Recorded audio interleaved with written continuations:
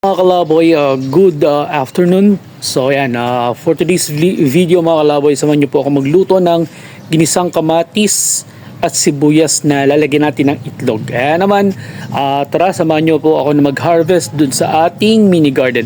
Mag-harvest tayo ng kamatis mga kalaboy, kaya samahan niyo po ako.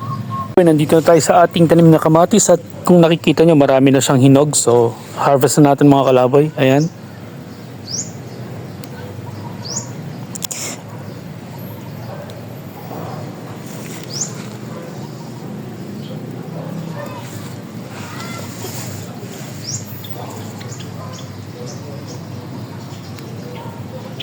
Yan, so nakapag-harvest tayo ng 5 piraso ng kamatis mga kalaboy.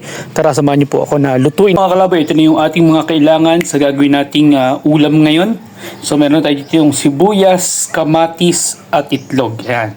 So, yan, hiwain na natin ito mga kalaboy. And 1, 2, 3. And mga kalaboy, ni-prepare ko na yung ating mga ingredients na gaginamit. Ayan, 1, 2, 3. Yun.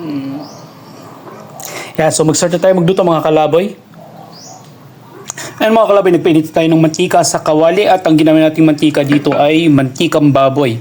Yung mantika na galing dun sa ating nilutong chicharong bulaklak nung nakaraang araw. Ayan. Ayan mga kalaboy, una na natin ginusto yung sibuyas. Hintayin natin mag-caramelize ito. Ayan mga kalaboy, kapag translucent na yung kulay ng ating sibuyas, lagyan na natin yung kamatis. Ayan mga kalaboy, sa point na to, hintayin lang natin na madurog ng todo yung kamatis para lumabas yung kanyang flavor at aroma. Ayan mga kalaboy, pwede na natin ilagay yung ating egg mixture. Nilagyan natin ng kalahating kutsaritang toyo, ganon din kalahating kutsaritang patis, at nilagyan natin ng kaunting granulated seasoning. Ayan. So ilagyan na natin yung itlog natin.